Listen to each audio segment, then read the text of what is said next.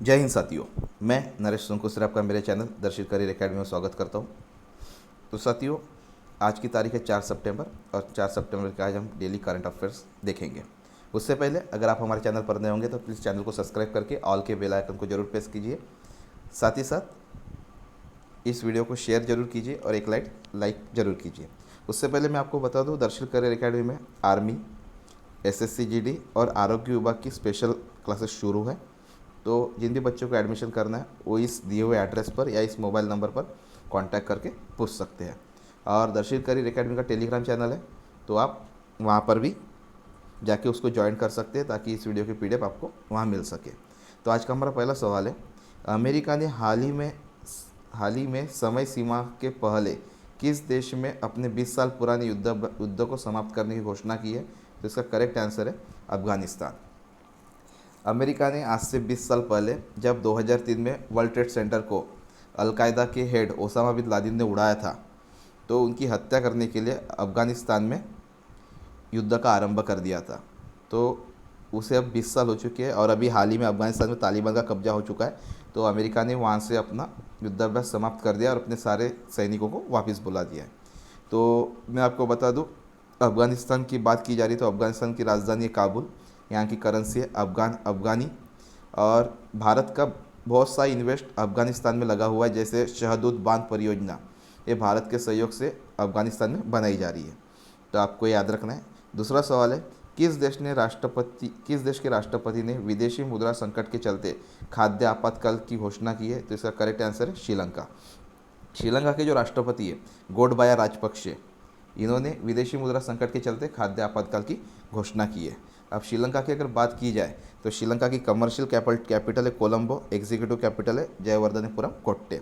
वहाँ के प्रधानमंत्री का नाम है महिंदा राजपक्षे और राष्ट्रपति का नाम है गोडबाया राजपक्षे, दोनों भाई है। और भारत और श्रीलंका को जो अलग करती है वो है पाक जलड मरु मध्य मन्नार की खाड़ी। क्वेश्चन नंबर 3 है, हाल ही में किस बैंक ने डल झील में अपना फ्लोटिंग एटीएम खोला है? तो इसका करेक्ट आंसर है SBI. State bank of India ने डल झील, जो जम्मू और कश्मीर में स्थित है, वहाँ अपना फ्लोटिंग एटीएम खोला है। उससे पहले 2004 में केरल में इन्होंने अपना पहला फ्लोटिंग एटीएम खोला था। जब बात एसबीआई की आ रही है तो एसबीआई के अध्यक्ष है दिनेश कुमार खास। एसबीआई का हेडक्वार्टर है मुंबई, महाराष्ट्र, और इसकी स्थापना हुई थी 1 जुलाई 1955 में। क्वेश्चन नंबर 4 है, हाल ही में किस राज्य या यूटी ने काली गर्दन वाला सारस को राज्य पक्षी और हेम तेंदुआ को राजपशु घोषित किया है? तो इसका करेक्ट आंसर है लद्दाख। जम्मू कश्मीर के पुनर्गठन के बाद लद्दाख ने ये घोषणा की है। अब लद्दाख की बात की जा रही है तो आर के माथुर, यहाँ के राधा कृष्णन माथुर यहाँ के उपराज्यपाल हैं और 100% वैक्सीनेशन करने वाला लद्दाख पहला यूटी है। और लद्दाख की अगर बात की जाए तो सबसे ऊंची सड़क बीआरओ के द्वारा लद्दाख में बनाई जा रही है और पहला मूवेबल सिनेमा घर ये लद्दाख में स्थापित किया गया है। आपको इतनी बातें लद्दाख से याद रखनी है। क्वेश्चन नंबर 5 है, राष्ट्रीय आपदा प्रबंधन प्राधिकरण और किस आईआईटी संस्थान ने प्राकृतिक आपदाओं के पूर्वानुमान करने के लिए एक ऐप विकसित किया है? तो इसका करेक्ट आंसर है आईआईटी रुड़की। प्राकृतिक आपदाओं के पूर्व अनुमान के लिए आईआईटी रुड़की ने राष्ट्रीय आपदा प्रबंधन के साथ मिलकर ये ऐप तैयार किया है। तो आईआईटी दिल्ली ने भी 2 घंटे में डेंगू का पता लगाने वाला डिवाइस तैयार किया था और आईआईटी बॉम्बे ने कोरोना पेशेंट को ट्रैक करने के लिए क्वारंटाइन मोबाइल एप्लीकेशन लॉन्च किया था। इसी के साथ आईआईटी मद्रास जो है वो भारत का पहला माइक्रो प्रोसेसर शक्ति इसको लॉन्च किया था और भारत का पहला स्टैंडिंग व्हील चेयर ये आईआईटी मद्रास ने तैयार किया था। क्वेश्चन नंबर 6 है, 1 से 7 सितंबर तक पूरे भारत में प्रतिवर्ष कौन सा राष्ट्रीय सप्ताह मनाया जाता है? तो इसका करेक्ट आंसर है राष्ट्रीय पोषण सप्ताह। यहाँ लिखा नहीं, मैं आपको बता देता हूँ, राष्ट्रीय पोषण सप्ताह।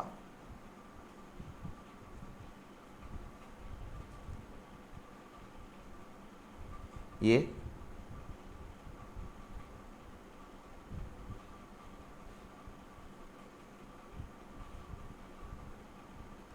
राष्ट्रीय पोषण सप्ताह ये 1 से 7 सितंबर तक पूरे भारत में मनाया गया है। तो मैं आपको बता दूं, महिला एवं बाल विकास मंत्रालय, खाद्य और पोषण बोर्ड द्वारा शुरू किया गया वार्षिक पोषण कार्यक्रम है। आपको इतना याद रखना है। क्वेश्चन नंबर 7 है, 100% योग्य आबादी का टीकाकरण करने वाला पहला जिला कौन सा बन गया है? तो है मध्य प्रदेश का जिला इंदौर। इंदौर पहला जिला है जो 100% योग्य आबादी वाला टीकाकरण करने वाला है। अगर कभी पहला गांव पूछा जाए तो है वेयान, जम्मू और कश्मीर का। पहला राज्य पूछा जाए तो है हिमाचल प्रदेश का, और अभी मैंने आपको बताया लद्दाख।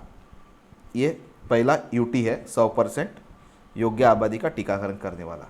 जब बात यहाँ इंदौर की हो रही है तो इंदौर के बारे में आपको बता दूँ, भारत का सबसे स्वच्छ शहर ये इंदौर है, और वाटर प्लस शहर ये भी इंदौर है।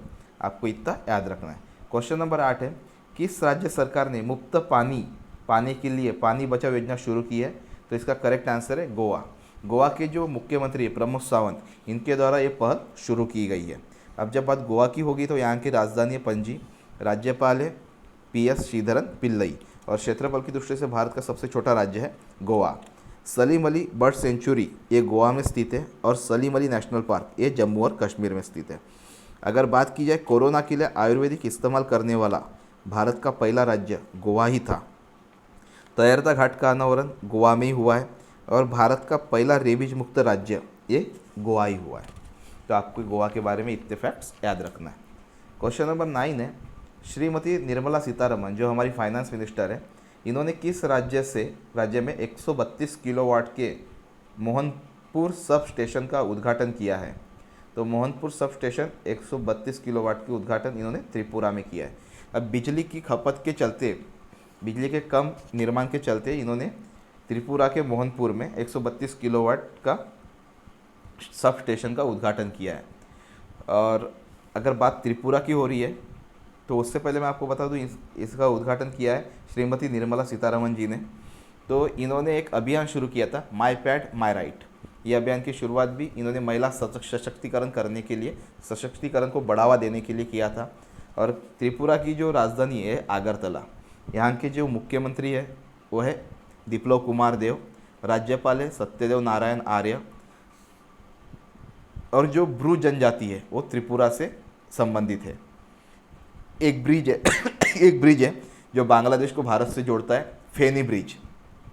ये त्रिपुरा में स्थित है, जो 1.8 किलोमीटर लंबाई का है। अगला सवाल है क्वेश्चन नंबर 10, हाल ही में किस राज्य सरकार ने 2030 तक 100% साक्षरता हासिल करने की घोषणा की है? तो इसका आंसर है नागालैंड।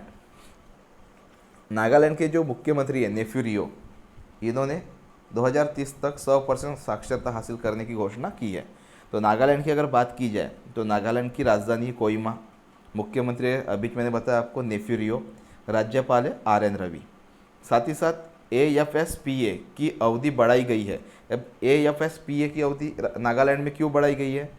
तो जहाँ अशांत क्षेत्र होता है, अशांत क्षेत्र अभी हाल ही में नागालैंड है, तो वहाँ पे गृह मंत्रालय द्वारा AFSPA यानी arm force special power act 6 महीने के लिए और बढ़ा दिया गया है। तो दोस्तों ये आज के करंट अफेयर्स थे। आपको आशा करता हूँ आपको करंट अफेयर्स पसंद आए होंगे, और अगर आप हमारे चैनल पर नए हो तो प्लीज़ चैनल को सब्सक्राइब करके ऑल के बेल आइकन को जरूर प्रेस कर दीजिए। और डेली के डेली करंट अफेयर्स डेली होते रहेंगे। तो इसी के साथ मिलते हैं अगले वीडियो में, तब तक के लिए जय हिंद।